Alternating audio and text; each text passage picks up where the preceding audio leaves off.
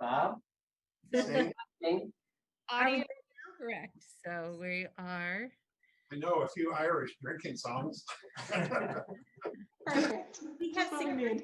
completed roll call. Since we don't have audio, do we need to redo that? No, I think we're okay on that for the record. In that case, we will move on to the Pledge of Allegiance, and it looks like we're working on that. Oh, look at the flags outside City Hall. I thought I'd switch it up a bit. Nice. Annie, if you would please join me for the Pledge of Allegiance. I pledge allegiance to the flag of the United States of America and to the republic for which it stands, one nation, under God, indivisible, with liberty And just for all. Thank you very much.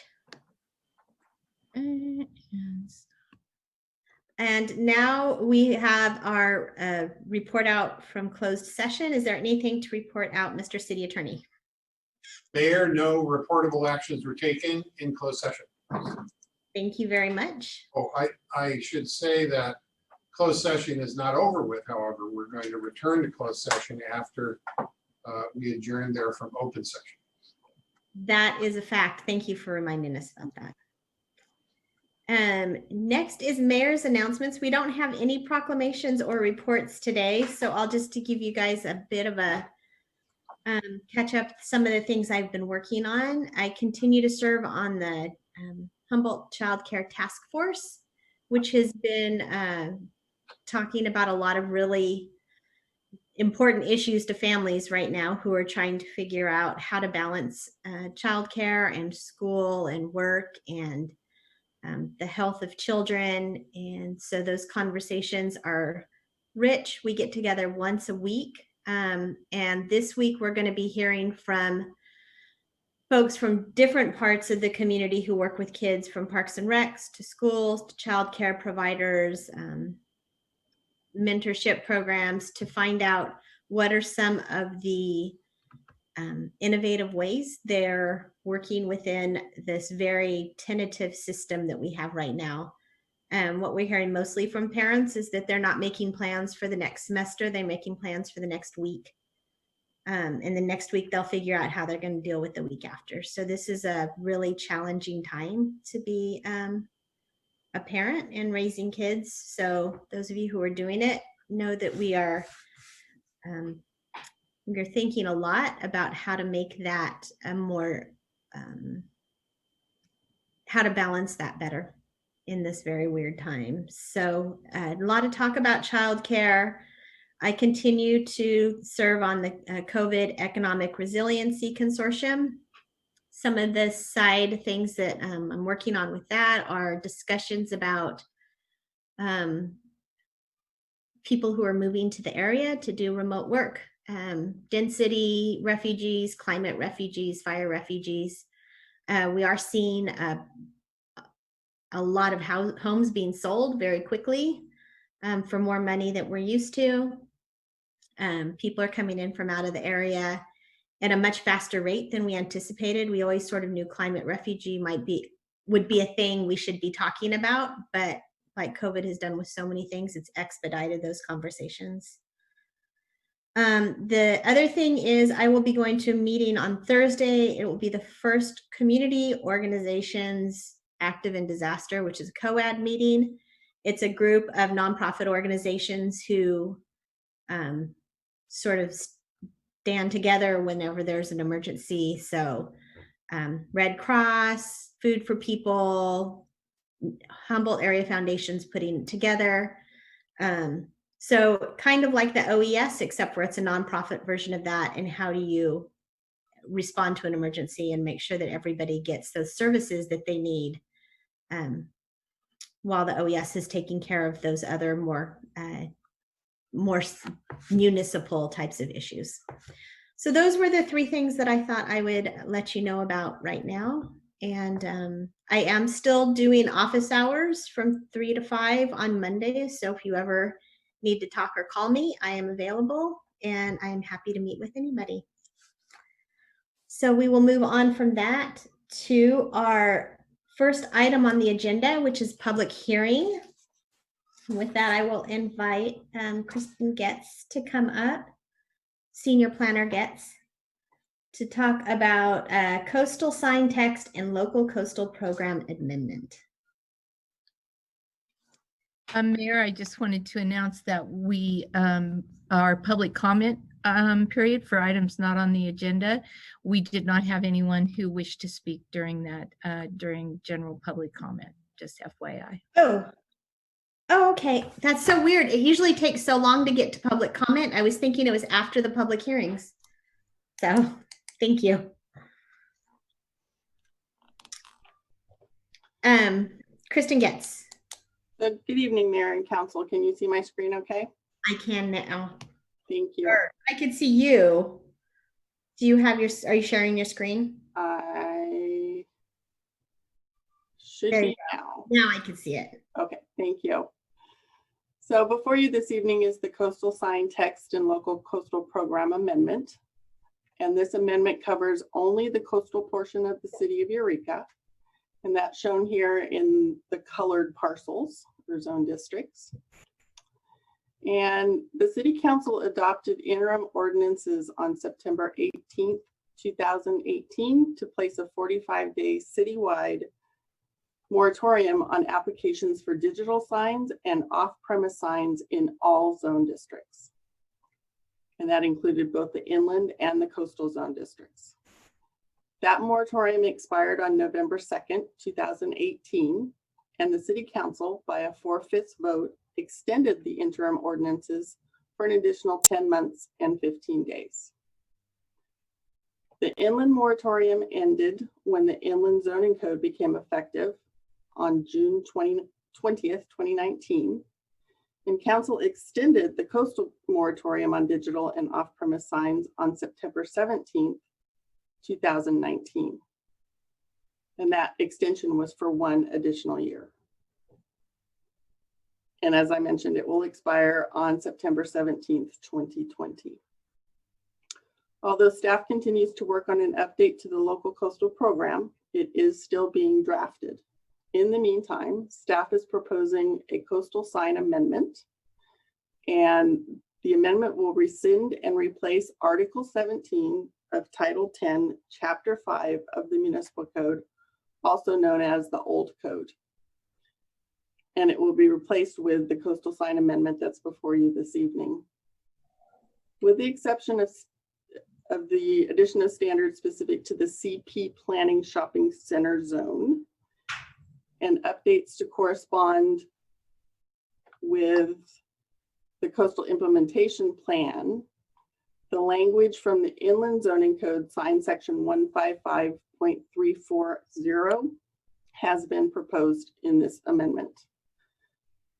So the only CP zone district we have is the Bayshore Mall, and Development Services has an agreement with the mall on how their sign allowances are calculated.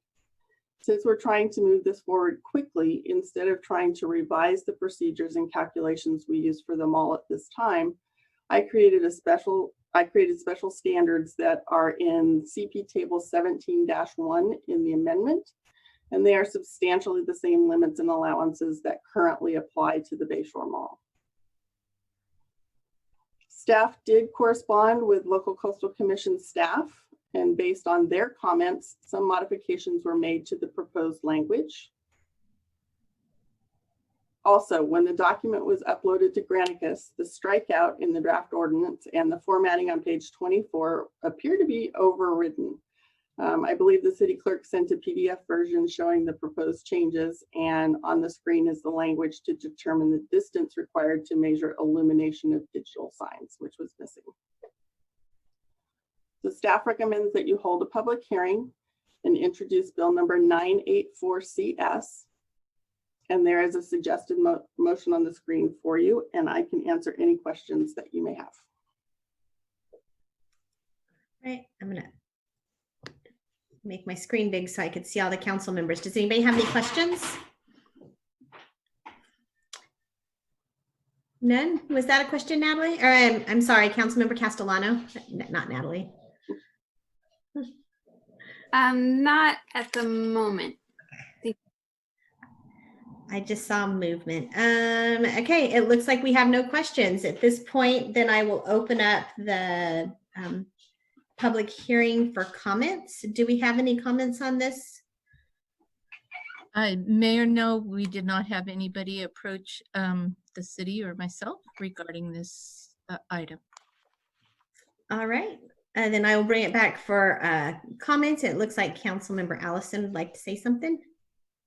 Yeah, I'd like to make the motion. So I move the City Council waive reading, read by title only, and introduce Bill number 984-CS to repeal and replace Eureka Municipal Code Title 10, Chapter 5, Article 17 with the Coastal Sign Ordinance and amend Article 1 General, Article 18 Site Plan Review, and Architectural Review, Article 22 Non-Conforming Uses, Structures and Signs, Article 26 Zoning Permits and Certificates of Occupancy, and Article 29 Coastal Development Permit Procedures pertaining to signs.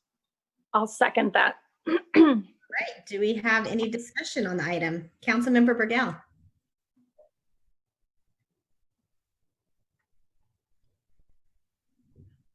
Oh, we can't hear you, but you're off mute. So we should be able to hear you. Can't hear you. Pam's coming to get, Pam's coming to save you. Tim's gonna try and come in to this room. She's close by.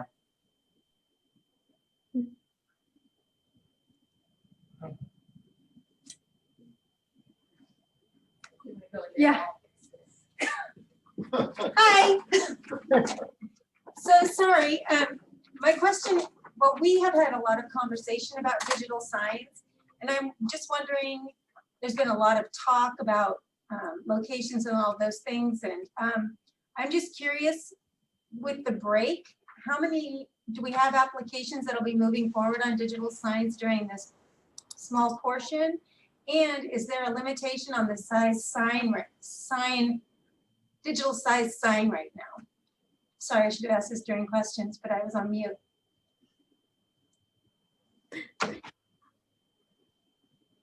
So there is a limitation on the maximum size of any sign. It is 300 square feet. However, depending on what zone district the sign is proposed to be located in and how many other signs might be on the site, the maximum allowable sign area may be less than 300 square feet. Okay, and what would be the last? Do we have applications in for digital signs at the moment that will be processed while we're kind of going through this process? As of today, we have no applications for any signs. Wonderful. Okay, thank you. Can I interrupt just one moment to test the sound? Yes, it sounds great.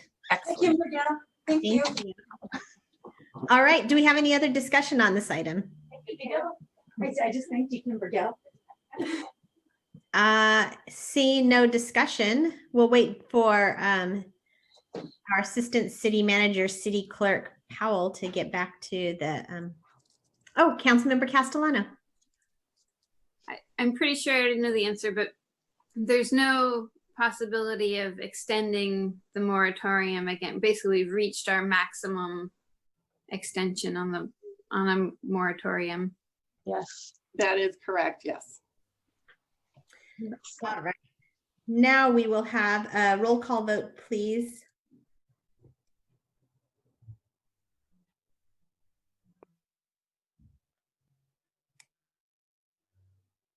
Councilmember Castellano, Aye.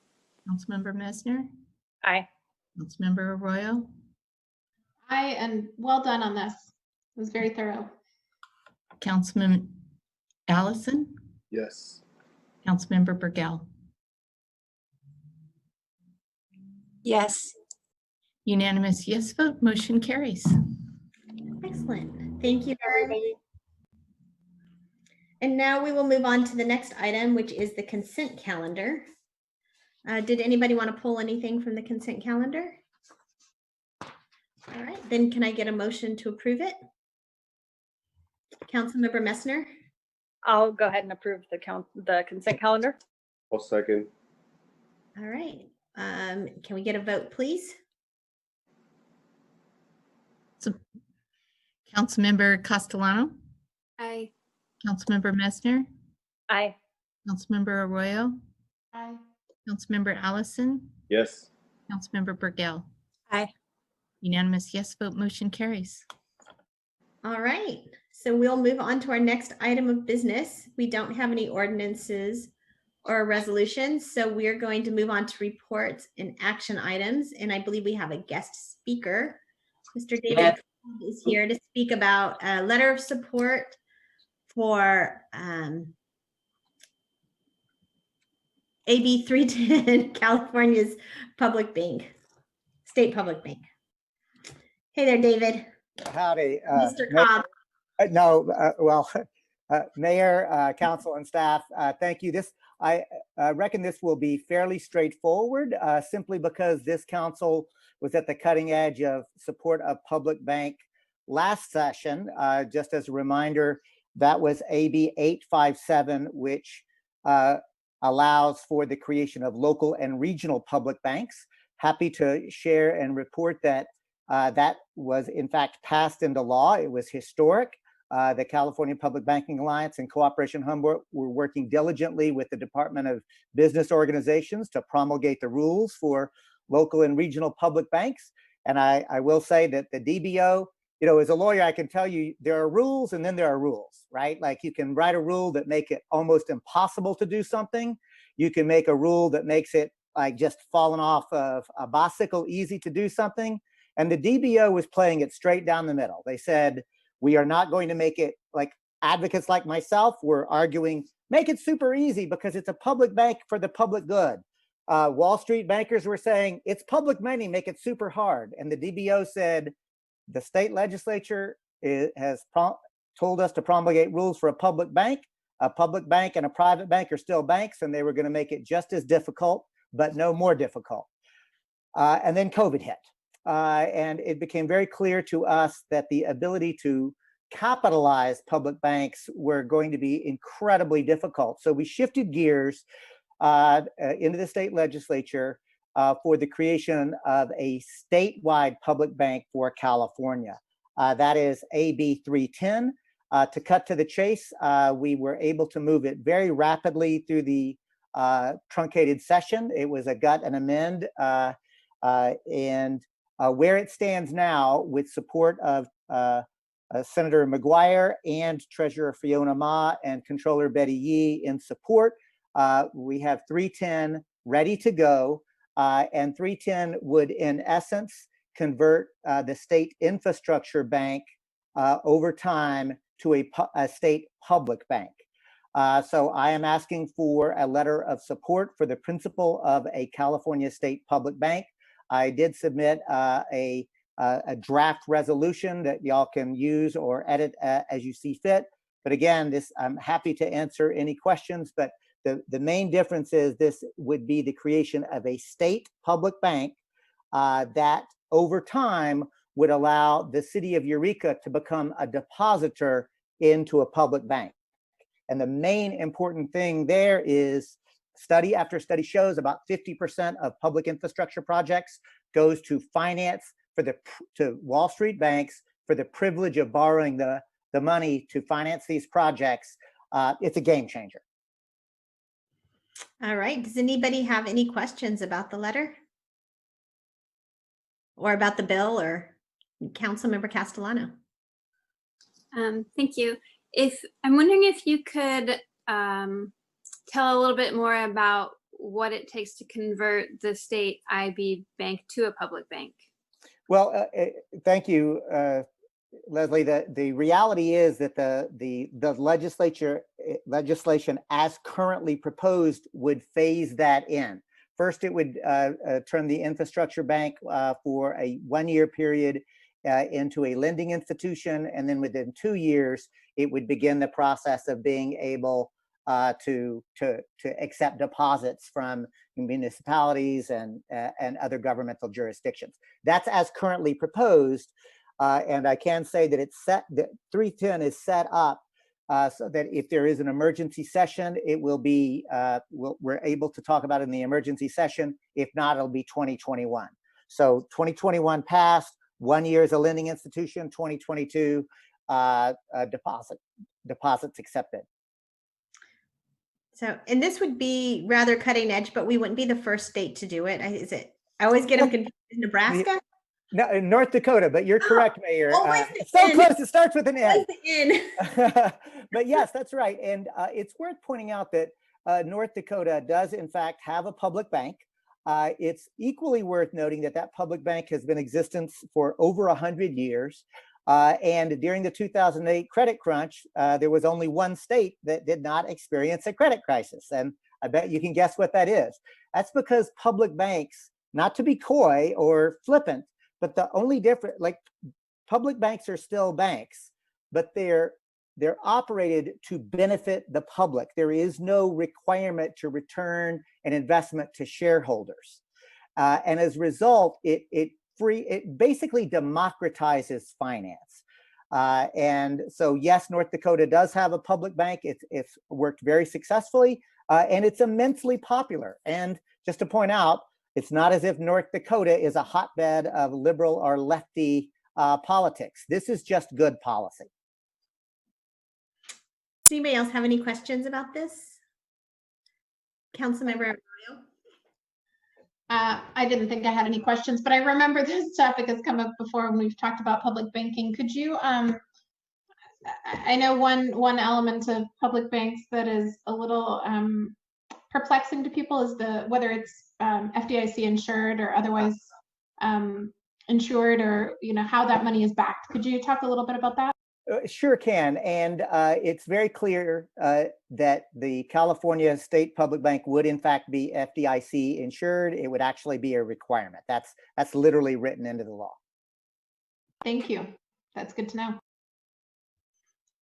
All right. Any other questions? Do we have any comments about this, City Clerk Powell? Mayor, we have not had a request to speak on this item. All right, so I will bring it back for a motion or comments. Councilmember Allison. I'd like to make a motion to send out a letter to the state in approval of a public banking option. I think that's a great idea for the future. I'll second. All right. Oh, can we have a vote, please? Councilmember Castellano, Aye. Councilmember Messner, Aye. Councilmember Arroyo, Aye. Councilmember Allison, Yes. and Councilmember Burgell. Aye. Unanimous yes vote, motion carries. All right, we'll get that out for you. Thank you very much. Thank you. Have a you wonderful later. evening. Thanks for your Thank you. thanks for your service. Nice to see you, Mr. Cobb. Thank you. And I do not know how this happened, but we're already to the city manager's reports.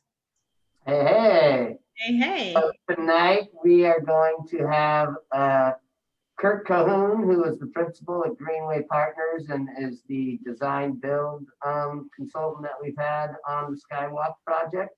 He's going to be giving an update on the status of the construction of the Skywalk at the Sequoia Park Zoo. So Kirk, please go at it. Okay, you guys hear me okay? Yep. Perfect. Well, thanks for having me tonight. I want to first thank everybody on this council and those staff members who've been a part of this project. It's incredibly complex to look at a blank piece of paper 4.5 years ago and start to envision what we're all now watching be built. So I'm really proud of our team and those of us on the council and the staff who played a role in getting this done for Eureka. It's going to be a really impressive thing, I think, for the city when all is said and done. So I have a number of slides to walk you through generally where we are and what looks like the next few months of work. I'm of course available to take questions if you want to interrupt me at any point in time. Miles gave me 15 minutes, but he'll probably shorten that to 8 by the time he gets me talking. So I'll try to be quick. Please interrupt me with questions. So let me share my screen here. I got a little PowerPoint here for you that I hope will enable us to see this all together. let's see here. You see that there? Yep. Okay, perfect. So little homage to Love in the Time of Cholera here, one of my favorite books, but construction in the time of COVID just presents a ton of challenges, as you guys can imagine, but it's a challenge that I think all the crews and our subcontractors and the whole team are really trying to rise to as much as possible. As you can imagine, the materials that are necessary for a project like this are pretty unique, pretty specialized. We have fabrication items coming from all over the Western US and China, and that has definitely impacted our schedule, and not our budget, but our schedule. So we're doing everything we can to make this all come together and be complete by the time that we have been allotted. So first phase, just want to give you an overview of the project area. Hopefully you can see my cursor here, but the zoo boundary is expanded by 1 acre.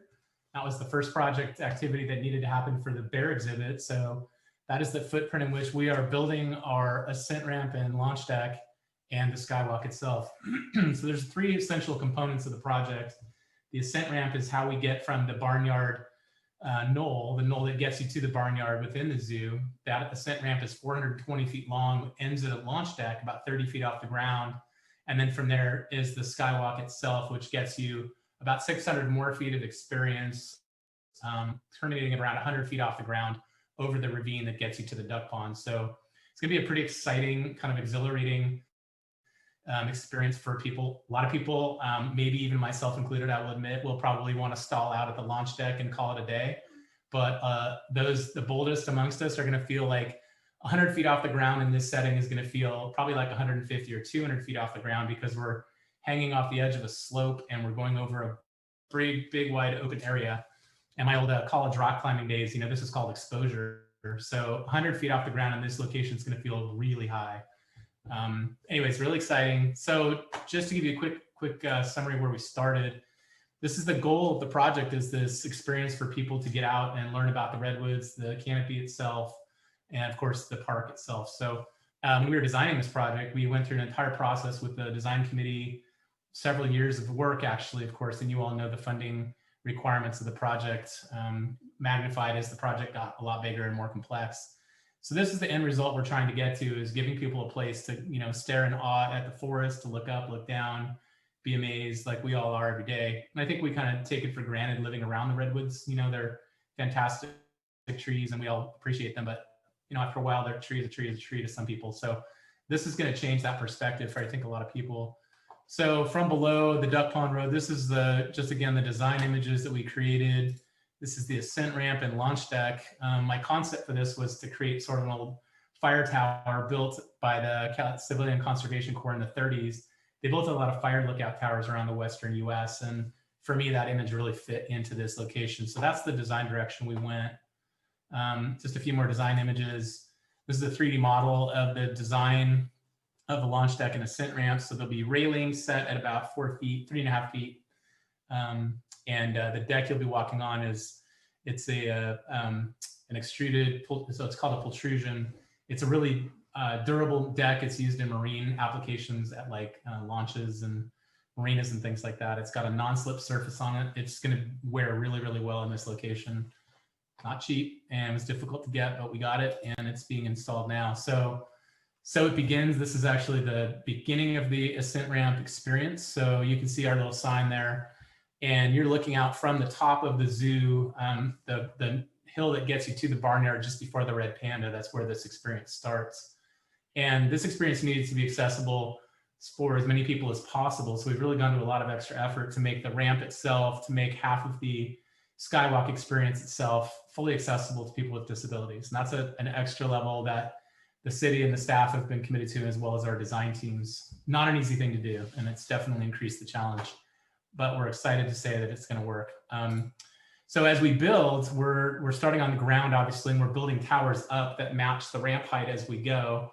When we get to the launch deck, we're 30 feet off the ground, as I mentioned, but these towers are tricky to build. So they're being built on concrete piers. Some of those piers are down 8 feet, and the piers themselves are about 2 feet in diameter. So this structure here that you're looking at, concrete on the bottom, tower on the top, that's supporting one landing.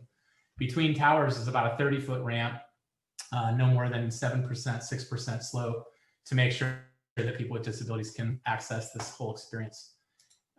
Moving along here, the launch deck, as I mentioned in sequence, is getting constructed here. And this is sort of an experience for those who walk around the back of the zoo. So as most of you know, you can now walk around the new trail that's around the perimeter of the zoo. And that's the expanded area for the bear, but it's also the footprint for the launch deck and our first platform and our last platform. So everything begins and ends from the Skywalk experience on this launch deck, which now looks just like my vision for making a fire lookout tower. So if you've been back there in the last several days, this is all getting relatively close to completion. There's still a lot of work to do on the final of it, but to make it long story short, it's actually really honing in, I think, on a nice appearance. So I'm happy with it. Let me get you onto the Skywalk here. So our design team was Greenway and Synergo. And Synergo was the team that the council selected to work with for the build of this. And we worked with them as the design partner. So the experience of getting this through design was really challenging. So imagining the biggest impediments to making this project happen are things that happen to trees when the wind moves, and things that happen to bridges when lots of people stand on them. So the biggest and most difficult part of this is to overcome the structural engineering challenges associated with the project. But I think very happy to say we nailed those down really well. We've studied every tree in this back area of the zoo. We've actually literally surveyed all 364 trees, and every single tree that we're attaching to has been climbed. Its health has been analyzed and studied, and its core has been sampled for ring densities so that the structure of this bridge is intact and safe. So it is a very safe experience. It will have the perception of danger, but in actuality, it'll be a very safe experience. Let me pause there. Any questions while I jabber away here? Yes, I can't hear you. You're muted, but yes. So I walked there several days away, and thank you so much for doing this presentation. I was curious, what's the green thing? The green building that you walked through, is that going up or is that going to stay down on the ground? Yeah, in this image here, can you see that there to the left? Yeah, that's where we walked through that a lot. Yeah, it's cool. The idea of that was to prevent wrenches or pieces of tools or equipment being dropped on the heads of people walking under there. So, so yeah, that's a nice little flourish that Synergo put together there to keep people from getting tools dropped on their head. And will it stay or will it go? Miles has plans for it, I hear. Yeah, and that was one of the bones of contention that we had when we built this, because we spent so much money. They came to me for the supplies to build it. Yeah. So I thought it was just going to be a rickety little shed, and so they made it nice and pretty for me after we paid for it. So we'll definitely reuse that somewhere. Wonderful. Okay. Thank you. Yeah, of course. Other Great questions? project. Okay. It would be remiss not to mention here again, Synergo is the team that is building this, and they're out of Portland, Oregon. You know, we've been working closely with them for 1.5 years, 2 years, maybe more than 2. I'm really, really pleased at the level of scrutiny that we put all the teams under. So we did a national search. We had 13 teams solicited, brought 3 teams out here. They were our 3rd and final team. And I could not be happier with the work they're doing. And so literally everything they said they would be doing, they're doing. And it's really coming together quite well. So let me give you some of that information here. So key pieces of information is that, like I said, the experience is really high. It's really complex to build. So everything is being built on the ground and then hoisted into trees and then attached to trees using what are called tree attachment bolts. And the tree health is, of course, primary for our team, for you, the city, and of course for Synergo. So again, we've taken a lot of effort to make sure the trees aren't getting damaged. We have an arborist and ecologist doing regular climbs and inspections of the project. That's on our nickel, and we're making sure that that happens to protect, again, the trees and all of our intents to keep the forest intact and safe.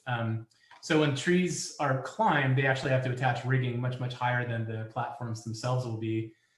So the platforms are going to be at a certain elevation, and I'll show you those here. These platforms are built on the ground, as I said, and then they're hoisted into the air using pulleys and cables. And in some locations, those are actually pretty tricky. The platform, whoops, let me go back. The platform here is now in place. This is the first platform, Tree 56, which comes right off the launch deck. And on the first bridge going to the platform from the launch deck and the last one coming back to the launch deck, those will be rigid bridges. They'll be very stable, rigid bridges.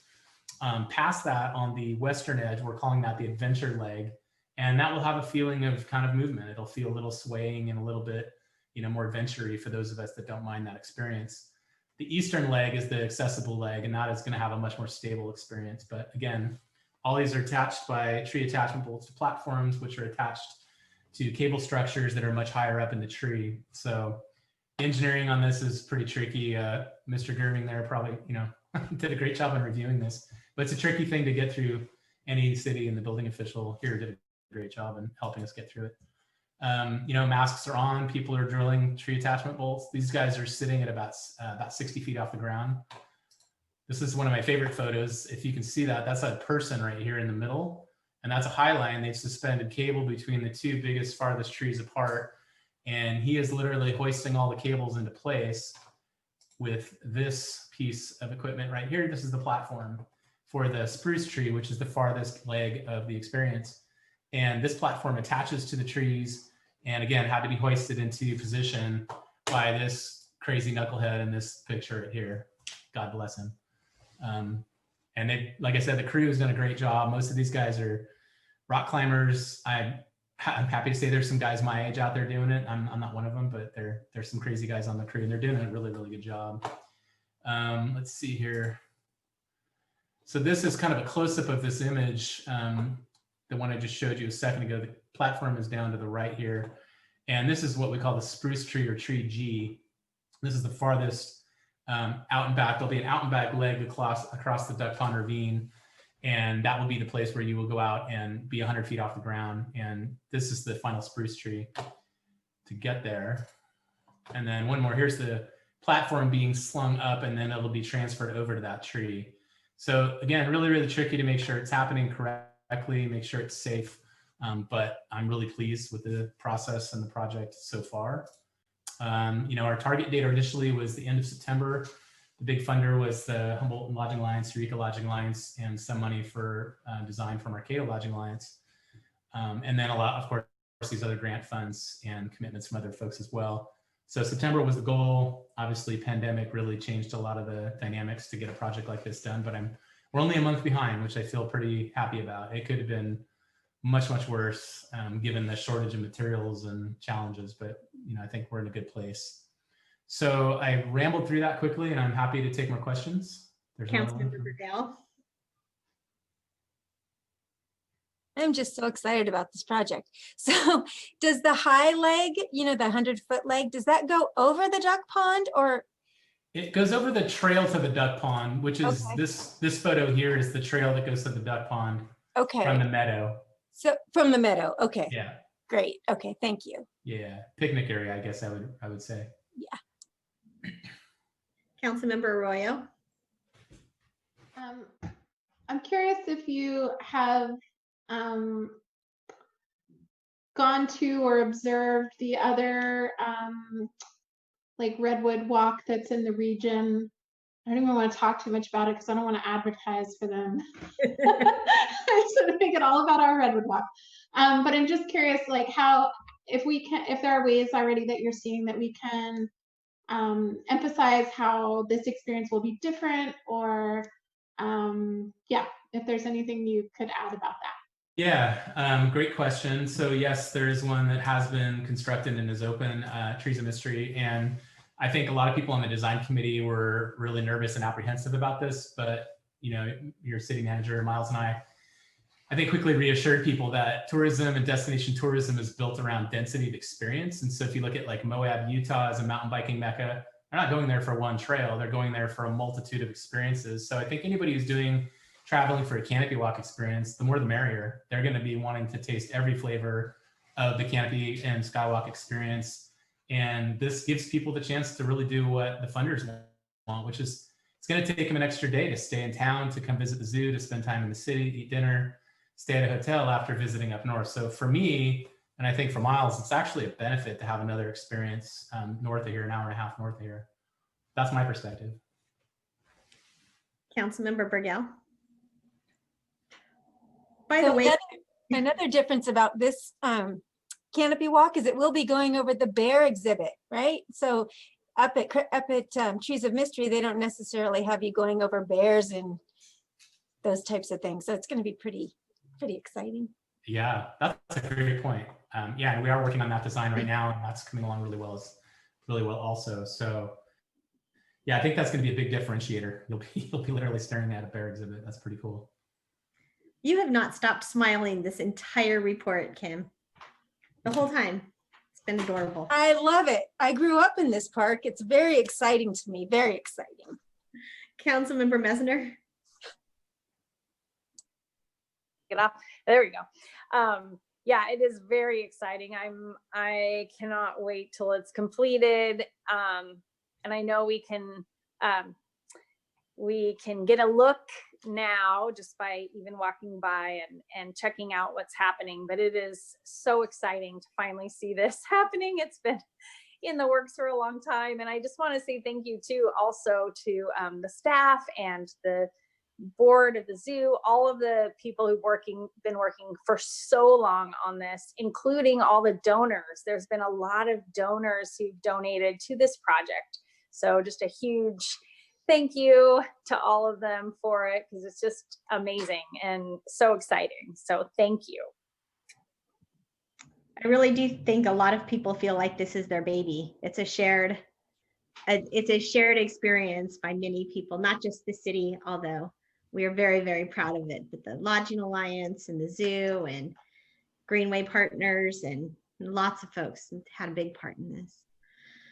Anything else anybody wants to say before?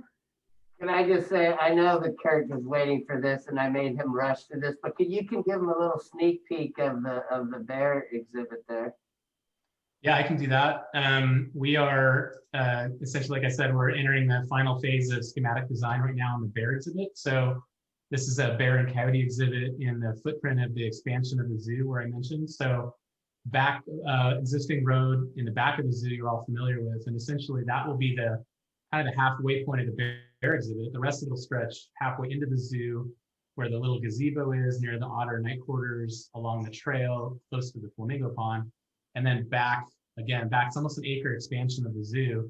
And their intent there is for, you know, a mixed species exhibit to have bear and coyote both in this exhibit. We have night quarters buildings located. If you can see my cursor, this is the bear care quarters building here. This is the coyote care quarters building here. We're building 2 of the 3 habitats. This is a future mountain lion exhibit habitat that'll possibly connect with adjacent to this.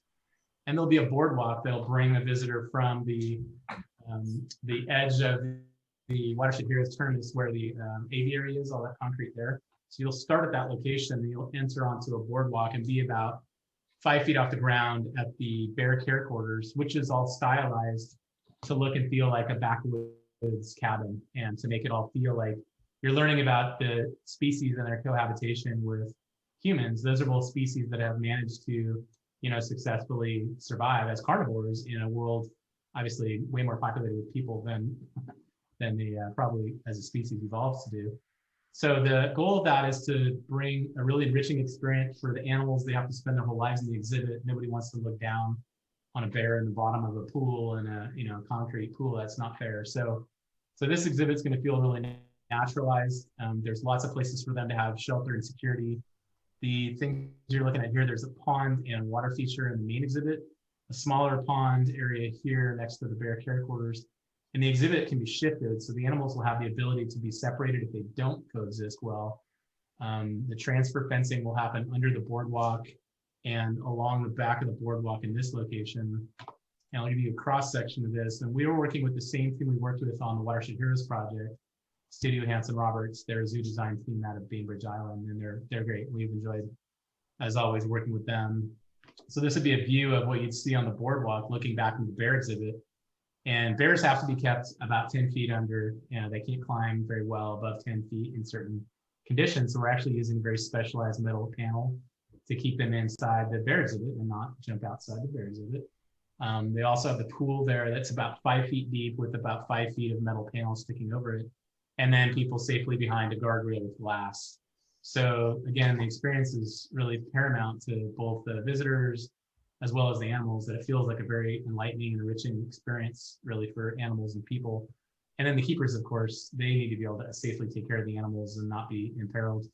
So a few of these other elements in here, like I mentioned, this, oops, sorry. This is the training walls. So in this is a cross section. To the right here is the area adjacent to the the KV exhibit and the pathway that gets you back to the front of the zoo or to the barnyard. And so you're looking here, this is a shelter. At this point location here, there's a glass wall, and bears will be similar to what the otters experience when you go in and watch them get fed. It's gonna be a place for keepers to demonstrate feeding and training techniques to the people that come and watch. And it's gonna be something I think that enriches the bears. So again, the exhibit designers, this is what they do. They specialize in this all over the world. And this is something that's kind of new in the zoo industry. I think it's gonna be really compelling. So I could go on and on and on, believe me, but I won't.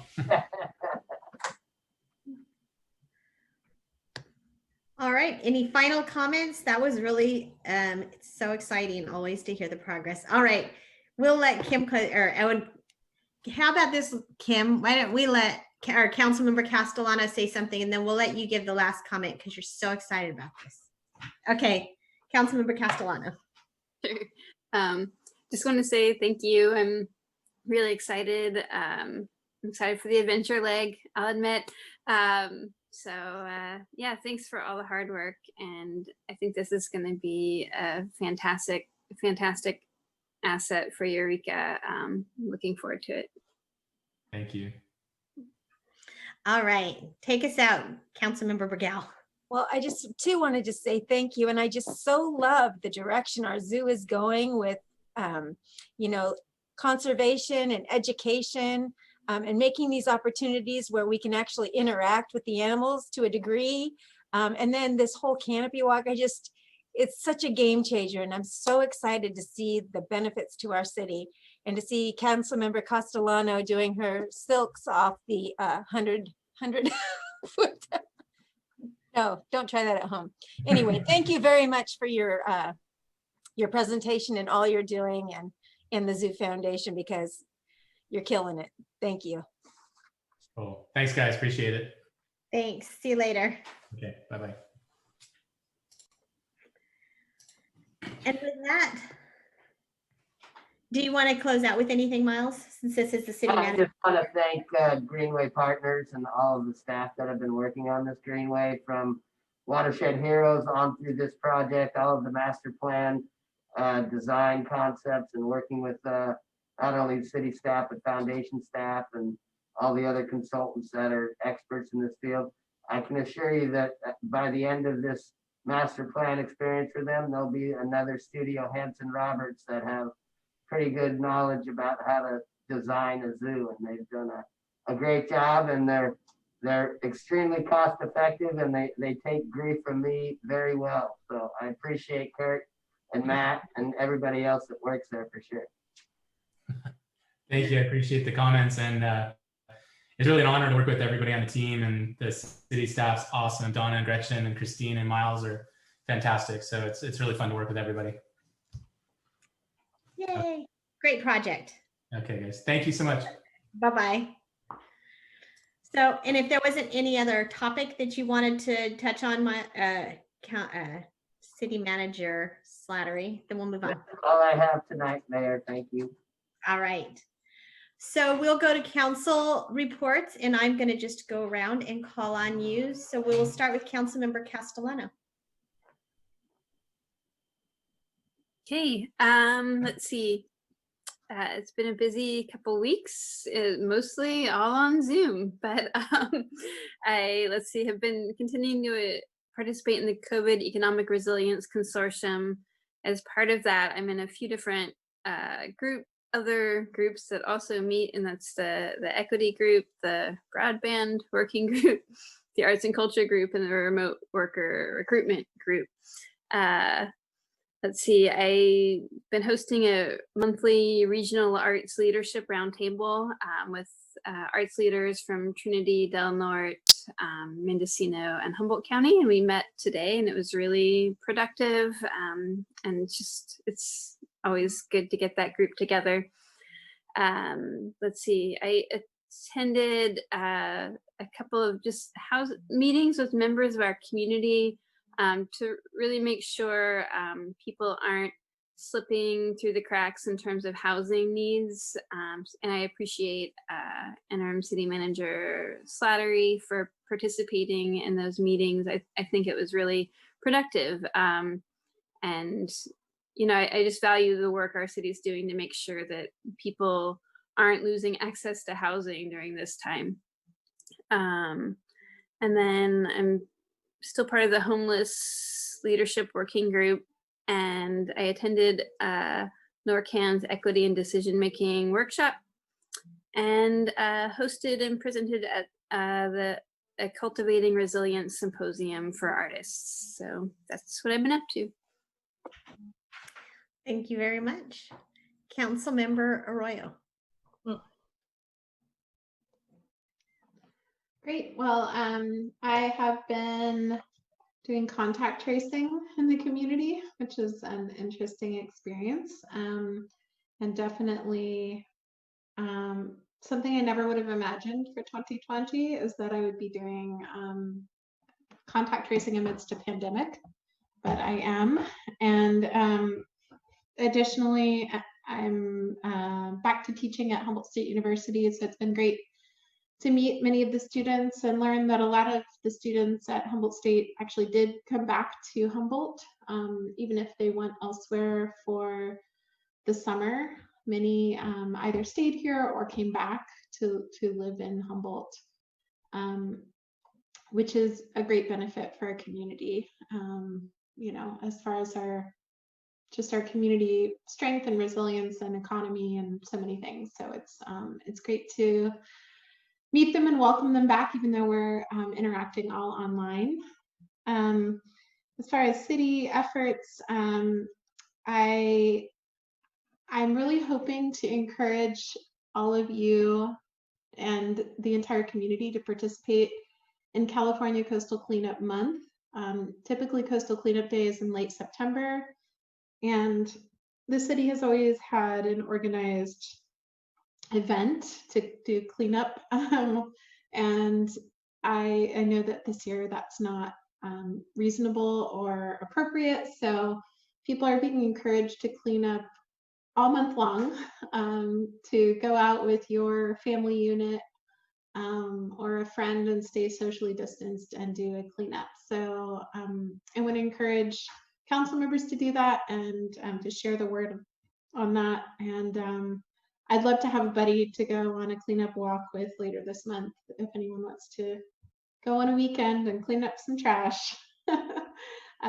So that is coming up this month. And then the Humboldt Transit Authority meeting will be tomorrow morning, that I participated on the city's behalf. And I just wanted to share that Humboldt Transit Authority is really taking great strides to make sure that the buses are as clean and sanitized as possible, and masks are required. Ridership is way down, and I think that's understandable, but if you have constituents who are concerned about it, please encourage them that staff are being really diligent, and taking the bus is still a good option. So if folks have concerns about transit they'd like to reach out and talk about, I'm always open. Councilmember Messner. Hi. All right. Thank you, Councilmember Arroyo, too, for mentioning the cleanup. We're doing Love Your Neighbor across the city and county, actually, in regard to that cleaning up, and that's going to be happening on I was looking for the dates. I think it's the 2nd September. It's not the 12th. I think it's the weekend after that. But since I'm on my phone, it's hard to see the dates. But I'll grab that for you guys. And if it would be just really awesome to see people from all over the city and the county cleaning up and doing that and helping clean up their neighborhoods. So that is happening. So, and then also I have a couple things that have happened. Our Coastal Cities Group Leadership Committee presented to all the coastal cities after the last council meeting, just on the work that we're doing with the Coastal Commission in regard to our coastal resiliency. There was a CASA auction and they were really successful. That was exciting. That was just this last week, just finished that up. Let's see, I'm looking, there's also next council meeting will be coming back with a proclamation for Tiny Hubler, who passed away this last couple weeks ago. And there is a processional. I know many people in the city and the community knew him.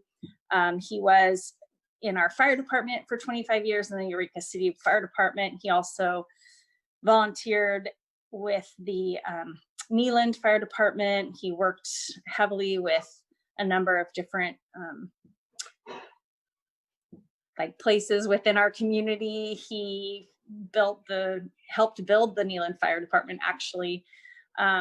So there'll be a big processional happening, and I know many of our staff have been working with him, and I'm just so thankful for that, and thank you to the fire department as well for that and their work on that. But that will be September 13th from 1 to 3. It will actually be through the affecting some of our streets, so Carson Park and H Street.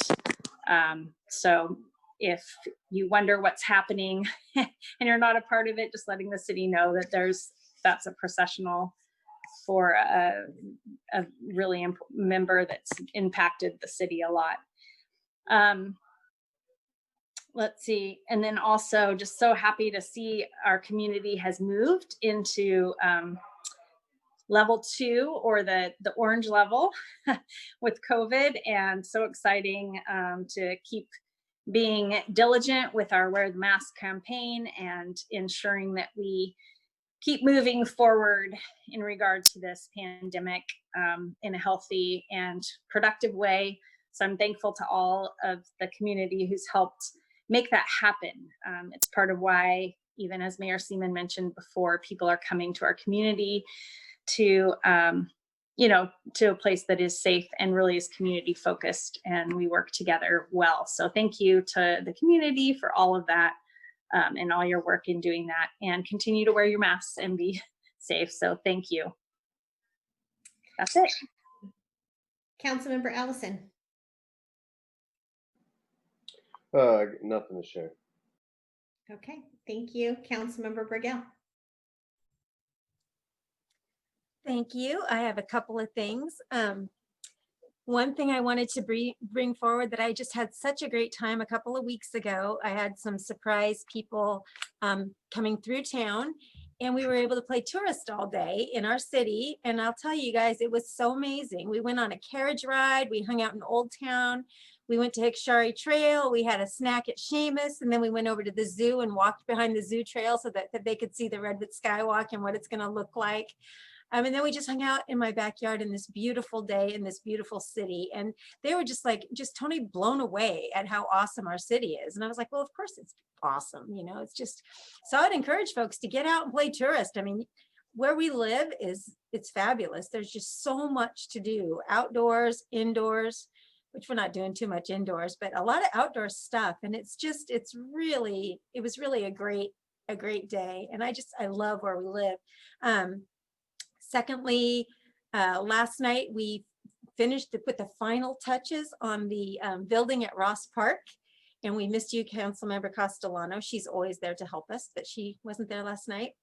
But this is one of the reasons I love our community. So we're out there painting, and 5 guys from HRC, Humboldt Recovery Center, 2 of them come over and they say, "Do you need help?" We say yes. So they bring 5 guys over to help us paint and to get it all done. And it was just such a great experience to be with these guys and to get these things done. It's just such a great and friendly community. And then lastly, I too am back at work, and it's really great to be back. We're doing distance learning too. I'm in the classroom, and it's just really great to be with the students and to see their resilience and to see how they're really coping with this difficult time. And it's weird being at school without kids. Like, you know, our high school is really big, and like without kids, it's crazy wild. So yeah, a lot of good things always happening in our city. And I'm just really grateful to be a part of it. Thanks. All right, and with that, I believe we are going to adjourn our meeting. Let's take about a 5-minute break, and then we will reconvene for the remainder of our closed session. And for everybody else, thank you for coming. Thank you.